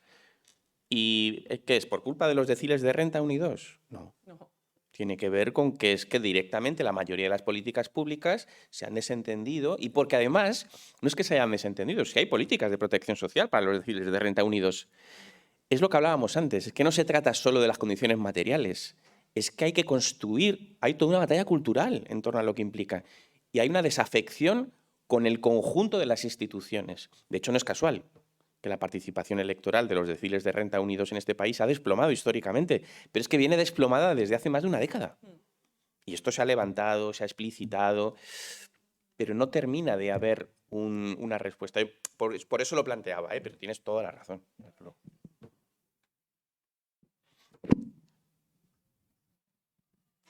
Bueno, yo quería daros las gracias, lo primero, porque me parece de lo más interesante que he visto en mucho tiempo todo este estudio, ¿vale? Y que necesitábamos algo así, porque estamos hartas de ir a espacios donde están los jóvenes y que se haga el silencio. O sea, es que no preguntan, es que no se interesan y al final pensamos que la responsabilidad es nuestra, porque algo pasa que no sabemos conectar, ¿no? Entonces esto es fundamental. Entonces, seguiremos dándole vueltas a ese tema, porque nos preocupa mucho, pero quería preguntaros un poco qué perfiles habían sido los que habían participado, ¿no? Y cómo se había seleccionado, porque me parece clave para luego los resultados, ¿no? Porque hablabais de la visión que tenían de los países del sur global, quería preguntaros también, pues, qué diversidad había también, ¿no? Yo te dejo a ti, Ernesto, que hagas esa segunda parte. Por el primer comentario, Celia, una de las cosas que también salían dentro de las recomendaciones es que precisamente desde edades tempranas es necesario que se instauren o que se forme en mecanismos de participación, porque es verdad, mecanismos y estrategias de participación, porque es cierto que, bueno, todas y todos aquí hemos estado dentro del sistema educativo y que dentro de ese sistema no se nos ha educado en la participación, es decir, no conocemos qué mecanismos de participación tenemos, por ejemplo, a nivel de ciudad, muchas veces dentro de nuestro propio barrio. A nosotros nos ha pasado de estar en institutos que ni siquiera sabían que la asociación de vecinos estaba al girar la esquina. Y aparte el hecho de cómo gestionar un espacio de participación, el intervenir y demás. Es súper importante y salen las recomendaciones que dentro del propio sistema educativo se incluyan este tipo de acciones. Mira, una cosa interesante del estudio es que teníamos, esto es como siempre, ¿no? Teníamos un a priori y era un tipo de segmentación para la selección de la muestra cualitativa, donde aplicábamos unos criterios más o menos tradicionales, ¿no? Edad, sexo, género, diversidad cultural, situación laboral, lugar de residencia, capitales educativos, entendidos como credenciales educativos, no es lo mismo si estás en la universidad, si estás en formación profesional, vulnerabilidad, clase social. Utilizamos una serie de taxonomías sociales. Y cuando nos pusimos a hacer toda la labor de captación, muchas de esas taxonomías empezaron a problematizarse, dificultades de acceso. Es verdad que estábamos en un contexto pandémico, era un contexto difícil. De tal manera que la muestra final, es decir, los últimos que han podido participar, si tuviera que describirla de una manera más o menos bruta, entendámonos, hablamos fundamentalmente de población autóctona, es decir, hay una participación más minoritaria de población con otros orígenes culturales. Hay un equilibrio de género, o sea que eso es interesante. Hay una diversidad de credenciales educativas que van desde la formación profesional hasta la universidad. Hay una heterogeneidad desde el punto de vista geográfico en la Comunidad Valenciana, no solamente es grandes urbes, sino también hay poblaciones de tamaño medio, con mayor protagonismo de Valencia-Alicante, menos de Castellón. Y estaríamos ubicados fundamentalmente en lo que podríamos llamar clases medias. Es verdad que podríamos hablar también de clases trabajadoras. De hecho, claro, en un país como este, que todo el mundo se identifica como clase media, pero que después, cuando uno va a las condiciones materiales, es lo que Spinander se llama proletariado de servicios, que me parece un término interesante, poco escuchado en los medios, y es que la mayoría no es clase media, sino es proletariado de servicios. Estaríamos hablando de esos perfiles, ¿no? Pero y luego también hay que pensar que como una de las técnicas fue la técnica de bola de nieve, que llamamos, y es que unos jóvenes avisan a otros, hay como, fijaos, en la muestra, y esto es lo que me parece, probablemente sea una muestra de personas mucho más concienciadas que otras. Es decir, yo creo que hay un punto ciego en el informe, que son los sectores claramente que viven en peor situación en la Comunidad Valenciana. Pero si el discurso social es entre los sectores, vamos a decir, más integrados, ¿cómo será en los sectores aún más vulnerabilizados? ¿Vale? Entonces, esto es un poco como va. Por eso, con muy buen criterio por parte de la coordinadora, dijeron, oye, abrir un capítulo sobre qué ha pasado en el proceso de captación y de metodología. No solo por una cuestión metodológica, sino, oye, ¿dónde han estado los momentos de caída de la participación? ¿Qué pasaba desde que un joven te decía que estaba interesado hasta que finalmente participaba? Porque esto yo creo que es interesante para entender el propio proceso y lo que implica trabajar con población joven, ¿no? Pero bueno, decirte eso, que había como una taxonomía sociológica más o menos tradicional y eso se ha ido adaptando a la realidad de la propia participación.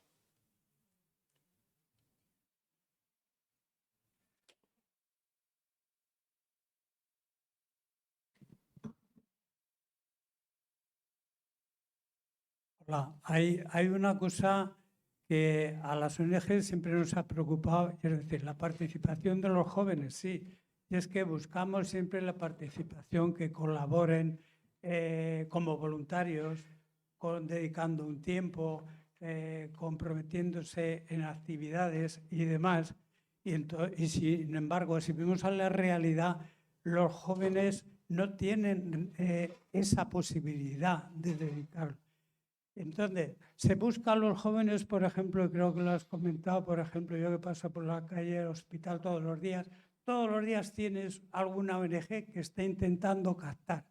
Y mayoritariamente se dirigen a los jóvenes. A mí ya no se me dirigen, porque ya no tiene nada, ya no cuenta, ¿no? Y a lo mejor vengo de trabajar de mi ONG, ¿no? pero y en plan sensiblero y en plan de captarle como socio. Sin embargo, creo que el papel de las ONGs tenemos que buscarlo a través de la actualidad y de los medios actuales, donde los jóvenes puedan encontrar en cualquier ONG su lugar, su sitio, donde que sepa que puede contar o que contamos con ellos y que estamos esperando que nos digan cómo nos ven, lo que piensan de nosotros, lo que quieren de nosotros, cómo creo que hay que buscar que cualquier ONG tenga su lugar para los jóvenes y que puedan dirigirse y buscar a los jóvenes no físicamente, sino sus ideas, sus aportaciones y sus ganas de hacer algo. Porque creo que en plan de solidario sí que lo son, pero es difícil el comprometerse, en fin. Sí, a mí me sorprende cuando se acercan a las personas jóvenes para captar fondos, porque precisamente por lo que estábamos hablando, que estamos en unas crisis continuas, es como, bueno, casi no tengo para pagar el alquiler. Igual no soy tu público objetivo. Yo creo que ahí, precisamente en esa parte de la captación, viene la percepción que tiene, o una parte de la captación, viene la percepción que las personas que han participado tienen de la comunicación que ejercen las entidades, porque siguen manteniendo esa visión asistencialista, a veces hablan de esa comunicación persecutoria y realmente no es la regla general, es decir, luego hay entidades que ejercen una comunicación impecable, de verdad desde un enfoque de derechos, pero hay que ver por qué una sí que está llegando más y por qué otra está llegando menos. Yo creo que todas las entidades tenemos que hacernos como un proceso también de introspección, de revisión interna, de ver qué es lo que estamos haciendo, cómo estamos dirigiendo o creando esa comunicación hacia las personas jóvenes, y que precisamente para que las personas jóvenes participen es súper necesario que se apropien de los procesos, pero nunca se van a apropiar de esos procesos si no los adaptamos a las personas jóvenes, porque yo puedo tener un programa increíble que he diseñado con mi entidad, pero si realmente no lo adapto a las necesidades que tienen las personas jóvenes, a cómo hablan, esas personas nunca van a apropiarse al 100% del proceso, entonces nunca van a estar al 100% conectadas con lo que estoy haciendo. Entonces, yo creo que ahí es trabajo también de las entidades el hacer esa revisión interna, de ver lo que estamos haciendo hasta ahora y cómo de cara a futuro lo podemos mejorar. Sí, incluso también, por ejemplo, yo creo que si entender que buena parte de la población joven de este país se ha socializado, ha construido su subjetividad en el seno de una crisis sistémica y que por tanto hay toda una mutación desde el punto de vista de la subjetivación, esto tiene efectos ordinarios en la vida. Pondré algunos ejemplos. Ya en los 90, Fernando Conde habló de lo que se llamaba los hijos de la desregulación. La desregulación laboral había generado lo que él llamaba trayectorias del paso de la juventud a la adultez fragmentadas, rotas. Cuando tú tienes rota la trayectoria que te permite el salto de una juventud a la adultez, no solamente aflora la incertidumbre existencial o vital, es que realmente queda fuera de tu horizonte la posibilidad, por ejemplo, de planificarte a 2 años vista. Si no tienes la posibilidad de planificarte a 2 años vista, esto se traduce en tu manera de participar social, políticamente. ¿Cómo vamos a pedir, y lo hemos hecho todos y todas, implicaciones a lógicas de proyectos si para mucha población joven su horizonte máximo al que puede aspirar en términos de seguridad existencial no va más allá de 6, 7, 8 meses? Entonces, claro, yo creo que tenemos de verdad que hacernos cargo, y en el fondo no es solo de los jóvenes, también ya estamos los adultos habitando esa ruptura interna, esa mutación. Pero en la población joven que se ha socializado en un marco de crisis sistémica, esto tenemos que entender la profundidad que tiene desde el punto de vista de construcción de vida. Entonces, claro, tenemos organizaciones, la mayoría, que no están pensadas para ser habitadas desde esa precariedad existencial. Y es normal, porque la mayoría de las ONGs fueron construidas en un contexto diferencial y han vivido sus propias mutaciones, a veces de manera dolorosa. Y el campo de la cooperación lo hemos vivido, que también fue el hachazo de la cooperación que se dio durante la Gran Recesión, supuso también una mutación en muchas de las organizaciones. Entonces, yo lo que creo es que tenemos también que reflexionarlo desde ahí, ¿no? De que la subjetividad está constantemente atravesado por eso, y no son muy distintos a los adultos en ese sentido. De ahí que yo creo que los mecanismos de discurso muy victimizadores no ayudan a la movilización, claro, porque ellos tienen que pensarlo desde su lugar. Es decir, la función de un antropólogo o antropóloga es intentar entender desde dónde un sujeto piensa. No lo enjuiciamos, simplemente intentamos comprender desde dónde un sujeto piensa, porque en el fondo la alteridad es la mismidad. Es decir, cómo los sujetos piensan es cómo los sujetos pensamos. Y en el fondo no hay distancia entre alteridad y mismidad. Es una de las cosas que yo creo que aportan las ciencias sociales cualitativas, ¿no? Entonces, yo te diría, bueno, pues es que a lo mejor hay que intentar empezar a entender que la participación de un joven y de una joven en una organización tiene que estar atravesado por su propia circunstancia de incertidumbre prácticamente mensual. No digamos ya el tramo etario entre 20 y 25, que incluso ya laboralmente, sus trayectorias laborales, muchas de las personas que participaban tenían varios empleos precarios. ¿Qué tiempo tiene para la participación? ¿Qué tiempo tiene para la participación? Poquísimo. Entonces, no sé, como que son como preguntas, ¿no? que nos lanzaba y que nos interpelaba muchísimo, ¿no? Hola, sí. Yo también quería hacer así alguna aportación, ¿no? Sobre todo, bueno, pues eso, una de las cosas que creo que nos deja muy claro el informe es que las formas que tenemos en nuestra mente de participación no sirven, que tenemos que establecer y abrir diálogos con las personas jóvenes para ver cómo es posible esa participación. Y luego, respecto a lo que se hablaba de cómo nos dirigimos a las personas jóvenes, a la sociedad en general, ahí sí que está la sociedad en general, con esta visibilidad casi, casi generalizada, bueno, no me salen las palabras, estoy muy emocionada con lo bien que está saliendo esto. Quiero decir, cuando estamos haciendo estos discursos que desde la coordinadora estamos impulsando desde hace mucho tiempo, de discursos transformadores, de una comunicación transformadora que movilice a la juventud y al resto de la sociedad. Cuando estamos cuestionando estos discursos asistencialistas que sabemos que llevan a la inmovilidad y a un tipo de implicación o de participación que es de talonario, pero es también como una especie de forma de consumo, ¿no? Y que es una implicación a corto plazo, que no supone una participación de calidad. Ahí, cuando estamos trabajando desde el grupo de trabajo de comunicación en estas cuestiones y en discursos transformadores, en narrativas transformadoras, etcétera, lo que nos encontramos es que las grandes organizaciones que dominan el discurso no están. Las grandes organizaciones que tienen la capacidad económica para tener anuncios en televisión todos los días poniéndole el brazalete al niño famélico en África, no están en estos procesos participativos, y que las que estamos en estos procesos participativos no tenemos los recursos para competir con esos discursos. Entonces, tiene que ser un trabajo del propio sector de reflexión interna, de saber que estamos tirando piedras contra nuestro propio tejado y que no estamos siendo fieles a nuestra misión.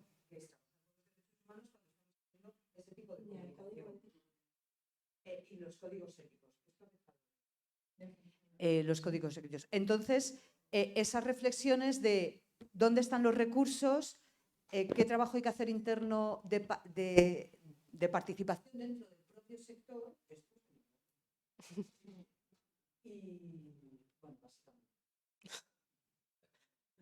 Gracias, Carmen.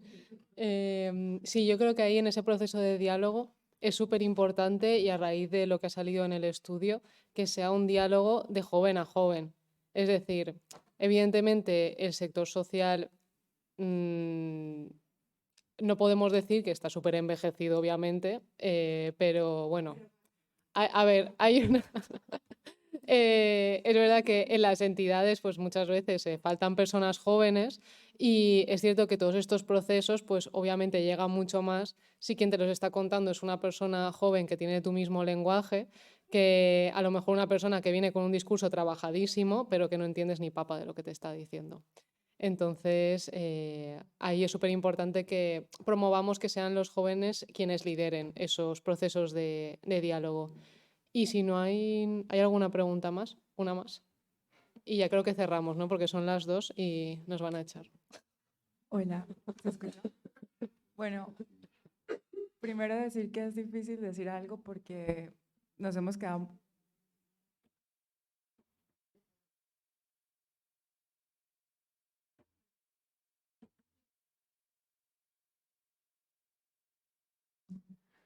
¿Ya? Ah, bueno, gracias.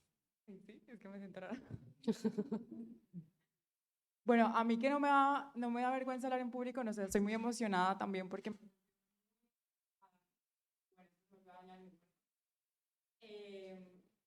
Podría empezar, bueno, un poco varias cosas. Una es que creo que hay un atasco muy grande en el tema de la participación. Hola. De cara a los retos, gracias. De cara a los retos para las organizaciones, bueno, las ONG en general, y es reflexión no están sirviendo. Es decir, el atasco en el sistema educativo de las universidades es grave porque si no hay una coordinación real hacia llegar a la organización y participación de la juventud, las ONG solas no van a poder. Lo de la crisis económica, ¿por qué no es un detonante de participación? ¿Por qué? ¿No? Porque es verdad que está muy tenaz la situación para la juventud, pero aún así creo que iríamos a la semilla del pensamiento crítico. ¿Dónde están esos pensamientos, esos espacios de pensamiento? Las juventudes más rebeldes, más organizadas, más participativas, nacen de los espacios más complejos. Por ejemplo, yo vengo de Colombia y pues no puedo evitar pensar en Colombia, porque además vivo acá recientemente para 5 años, que nos va, entonces estoy ahí todo el tiempo como comparando, ¿no? ¿Por qué pasa esto aquí en España? Por muchas cosas que apenas estoy comprendiendo, la verdad. Pero un tema que era muy importante para mí escuchando es el tema del arte. ¿Cómo llegamos a los jóvenes? ¿Con procesos de marco lógico? ¿Con formas políticas que ya son mega aburridas? No. ¿Cómo se cambió, por ejemplo, la Comuna 3 de Medellín, donde está repleto de jóvenes y todos tienen como un arma? Con arte, con música, con baile, con ir hasta allá y no. Entonces, muchas de esas cosas reflexionaba para los procesos de las ONG. Sé que hacen un esfuerzo enorme porque se dejan la piel, pero quizá hay que parar un poco, pensar. Fíjate, si analizamos la última década, por lo menos desde 2010 para acá, y vemos cuáles han sido los grandes procesos de cambio y de acción colectiva, y por ejemplo situamos 15M, situamos la gran revolución en términos de acción colectiva de este país, que es el feminismo, si pensamos en cambio climático, incluso si pensamos mucha de la movilización de vivienda, el protagonismo joven ha sido fundamental. Es decir, en este país, la última década, las grandes agendas de cambio político y de cambio de guerra cultural han venido de la mano de un protagonismo muy fuerte de la población joven en esos procesos de acción colectiva. Es verdad que en los últimos años, con la pandemia de por medio, la cosa se ha complicado, pero más bien yo la pregunta en ese sentido, un poco de tu conversación, me quedo pensando es, ¿cómo es posible que siendo la población joven la que ha liderado los procesos de acción colectiva más transformadores de la última década en este país, tengan tan poca voz lamentablemente, en la construcción de las políticas públicas de este país. Habrá quien diga, bueno, pero mucha de esa gente se incorporó a los partidos políticos, y es verdad, y hubo cambios, y eso es muy bueno. Pero realmente han sido algunos de los elementos más transformadores. Claro, estamos en un momento de reflujo. La acción colectiva tiene flujos y reflujos. Estamos en un momento de reflujo, donde hay un avance de posiciones autoritarias, reaccionarias, donde también hay jóvenes en esa posición, porque la heterogeneidad social joven no es solamente transformadora y rebelde, también puede ser reproductora de un orden. Y esto históricamente ha sido así, y es normal, es la heterogeneidad social. Pero, por lo menos en la historia de este país, la última década, ha sido central la participación joven. Pero claro, ¿qué ocurrió? El 15M fue una disrupción política tremenda desde una lógica que no entendieron los partidos políticos, incluidos los partidos políticos de izquierda. No lo entendieron, después se sumaron, pero no entendieron el arranque, porque era desde otros códigos políticos, desde otro accionar de lo político. Y este es un tema que no hablo simplemente, hice mi tesis doctoral sobre esto, me refiero que lo investigué, y uno analizaba y veía que el espacio de las asambleas comunitarias barriales del 15M era la politización de la vida, frente a los partidos, que era la política desde la institución, la politización de la vida. ¿Y qué utilizaron muchas de las asambleas barriales? El arte. El arte como un herramienta de politización de la vida. ¿Qué ha hecho el feminismo más transgresor, sobre todo el feminismo más joven? La politización de la vida. Es decir, porque es en el lugar de la vida, no en el lugar mero de la institución, donde se juega buena parte de la batalla política, ¿no? Entonces, yo constantemente me admiro de decir, ¿cómo es posible que teniendo este aprendizaje histórico-social, todavía su posición en términos de decisión política sea tan bajo? Y este es un debe que tenemos como sociedad. Y claro, yo creo que ahí las experiencias de América Latina son muy ilustradoras para nuestro país. También las europeas, ¿no? Pero digo, también por un elemento de diálogo cultural, ¿no? Entonces ahí hay todo un campo a explorar y de aprendizaje y de reciprocidad con lo que habéis trabajado en otros países, en otras sociedades, que es riquísimo, ¿no? Y que tendríamos que incorporarlo. Si se te apaga, vuelve a darle. Así. Bueno, en primer lugar, agradeceros por la presentación, me ha parecido maravillosa. Y me gustaría reflexionar sobre una cuestión más, al hilo de todo lo visto, sobre la inclusión de las personas jóvenes en las propias organizaciones. Creo que debemos de replantearnos otra cuestión, y es la siguiente. Tampoco las estamos incorporando como debíamos a nivel de personas trabajadoras. Aquí hemos hablado como personas que participan, personas oyentes, personas voluntarias, pero a nivel de personas trabajadoras, ¿por qué? Porque estamos priorizando perfiles tecnócratas. ¿Por qué? Porque estamos ahogadas, efectivamente. Y entonces lo que buscamos es subvencionarnos, sobrevivir. Estamos priorizando perfiles tecnócratas frente a perfiles activistas que podría tener la gente joven. Pero no solamente nuestras organizaciones aquí, también lo estamos instaurando con los socios locales que tenemos.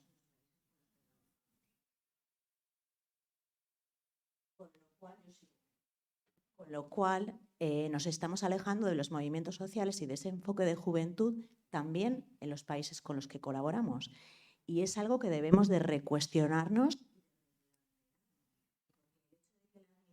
Nos obligue a esa burocratización no hace que nosotras debemos de hacer. Es algo que debemos de recuestionarnos cómo hacerlo. No es por una parte. Y luego por otra, me salió el mismo comentario con Carmen. Totalmente.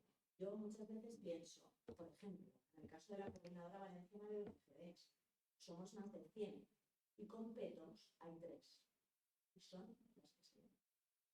Y el resto, te estoy hablando de 97 frente a 3, hacen una comunicación transformadora. ¿Cómo puede ser? ¿No? ¿Cómo puede ser?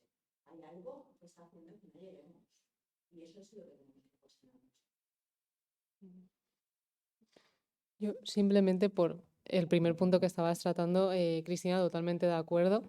Y, por ejemplo, yo en la experiencia personal noto ahora que pues al final soy responsable de una entidad, que el equipo que estamos creando justamente no es un equipo tecnificado. O sea, sí que podemos manejar porque otra cosa no, pero creo que algo que nos caracteriza a cualquier persona que trabajamos en entidades es el multitasking y saber hacer 40 cosas diferentes, ya sea comunicación, publicidad, justificar un proyecto, ser administrativa, hacer de economista, en fin, de todo. Exactamente, tenemos que tener como el perfil completo. Pero es verdad que pues, las personas que ahora mismo integramos el equipo de la sede no tenemos una formación específica dentro del marco lógico de la cooperación. Hemos tenido experiencia previa, pero sobre todo estamos priorizando la parte más cualitativa de los proyectos, que yo creo que es algo que se pierde. O sea, esa burocratización y todos esos procesos administrativos al final lo que nos hacen es ser como ratones de despacho, ¿no? Todo el día delante del ordenador y llega un momento que dices, no, es que esto no es el trabajo que tiene que hacer una entidad social, o sea, mi trabajo no está en la oficina, mi trabajo está en el centro educativo donde estoy trabajando, con las asociaciones y desde ese momento ya como que le estamos intentando dar más peso a esa parte cualitativa y se nota mucho. Tanto a nivel de las personas que participan, porque notan la implicación que hay detrás, el trabajo, como también del propio equipo, porque evidentemente no porque hago muchas horas extra para hacer el trabajo de oficina.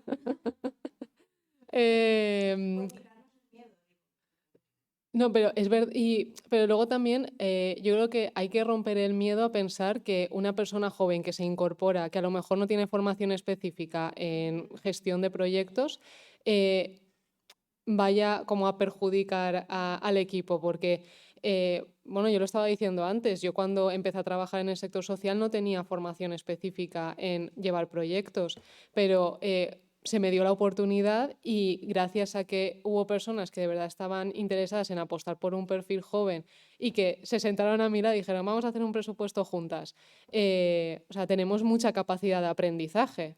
Me refiero, no tiene que ser un hándicap el hecho de que a lo mejor una persona que acaba de salir de la universidad, que no tiene esa experiencia previa dentro del sector, no vaya a lo mejor en 2 semanas desempeñar prácticamente el mismo papel que una persona que lleva 30 años trabajando dentro del sector de la cooperación. Y que, pues eso, puedes combinar ese aprendizaje que lo va a hacer súper rápido con las nuevas ideas que vaya a aportar dentro de su propio campo de especialidad. Incluso sumo como una idea. Hay un riesgo que yo creo que se va a situar en la narrativa social en breve y es plantear una cierta lucha intergeneracional, que es peligrosísimo y que ya se está anunciando esa dirección. Hay opciones reaccionarias que ya están colocando una especie de la guerra del penúltimo contra el último, donde en este momento la guerra jóvenes contra... Y esto en términos de las organizaciones va a ser tremendo, porque claro, ¿qué priorizamos? Voy a poner muy salvaje. Despedimos a los sectores... O sea, la guerra intergeneracional, que a mi juicio hay que evitar porque sociológicamente no explica la complejidad social, es uno de los riesgos, ¿no? Os pongo un ejemplo que me ha pasado esta mañana. Una de las radios que me llama me dice que si creo, que no está en el informe, que si considero que dado que en el informe lo que decimos es que hay una cierta desafección de los jóvenes hacia la política en el sentido institucional, que si creo que la violencia juvenil es la respuesta. Y ya, pero volvamos un poco a intentar comprender la subjetivación que está detrás de los procesos. No lo sé porque no le veía, pero es asociar que en primer lugar, asociar que la violencia es juvenil. ¿Vale? O sea, primero asociar que la violencia es juvenil. Y dos, asociar que la violencia juvenil es la respuesta social de los jóvenes a su situación de desafección. Y esto te lo hace un medio de comunicación que sitúa o que coloca una parte de la narrativa social. Es que hasta ahí llegamos en la batalla cultural.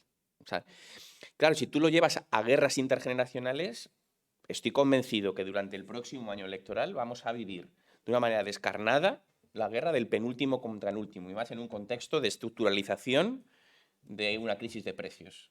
Claro, porque esto va a ser una narrativa que se instale y se va a instalar en la idea de que las pensiones, que los pensionistas ganan mucho, que claro, y desde opciones, y creo que me entendéis, progresistas o transformadoras, hay que huir completamente de ese discurso de lucha generacional.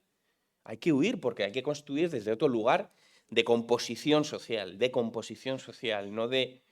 Pero esto está ahí, y en las organizaciones este debate se dará en un momento determinado, ¿no? Digo por sumar un elemento más a lo que tú has planteado que yo comparto, ¿eh? ¿Tenéis alguna intervención más? ¿No? Vale, bueno, pues muchas gracias a todas y todos. Yo creo que voy a acabar con la frase más tópica que existe, que es que los jóvenes no es que seamos el futuro, sino que somos el presente. O sea, nos vamos a comer el futuro, evidentemente, pero que estamos aquí y que de verdad podéis contar con nosotros y nosotras. Gracias. Todo el mundo con el bolso preparado. Sí, ¿Sabéis?